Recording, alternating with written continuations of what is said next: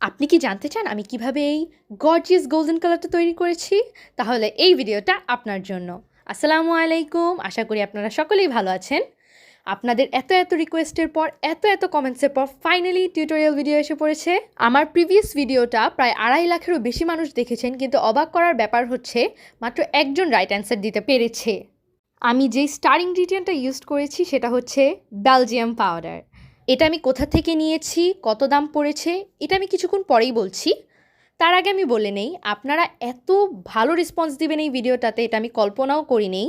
Just 20 আওয়ার্সে এই ভিডিওটা more than 1 lakh views হয়, যেটা আমার জন্য একটা শকিং ব্যাপার। অ্যান্ড জাস্ট 36 আওয়ার্সে এই ভিডিওটাতে 2 লাখ ভিউজ ক্রস হয়। এখানে আমি নেড়েচেড়ে আপনাদেরকে টেক্সচারটা বোঝানোর চেষ্টা করেছি আসলে এই পাউডারটা কীরকম হয়। এখন আমি একটা প্যালেটে পাউডারটা ঢেলে নিচ্ছি। And this is the second ingredient. এই দুইটা ইনগ্রিডিয়েন্ট থাকলেই আপনি এত সুন্দর একটা গোল্ডেন কালার তৈরি করতে পারবেন। এখানে আমি একটা ইম্পর্টেন্ট ইনস্ট্রাকশন দিয়ে দিই। এখানে গ্লস কিন্তু কোনোভাবেই বেশি ইউজ করা যাবে না।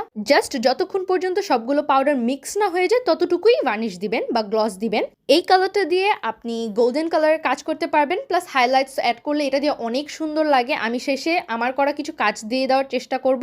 এখন আমি সোয়াচ করে দেখাচ্ছি। C how pretty this looks. মাঝে মাঝে এটার প্রথম লেয়ার অ্যাপ্লাই করার পর একটু ফ্যাকাশে লাগে, আরেকটা লেয়ার অ্যাপ্লাই করলেই আপনি অ্যাকচুয়াল রেজাল্টটা পেয়ে যাবেন।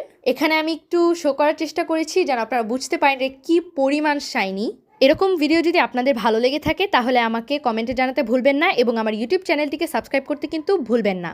এখন আমি বেলজিয়াম পাউডার দিয়ে করা আমার কিছু কাজ শো করছি। আমি এই বেলজিয়াম পাউডারটা নিয়েছি চিত্রকল্প বাই ঋতু শান্ত এই পেজটি থেকে।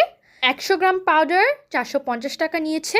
গোল্ড লিফ বা মন্টমার্টে ফয়েল পেইন্ট এগুলোর থেকে আমার দামটা তুলনামূলক কম লেগেছে কম্পেয়ার টু দ্য কোয়ান্টিটি। আজকের জন্য এ পর্যন্তই। আল্লাহ হাফেজ।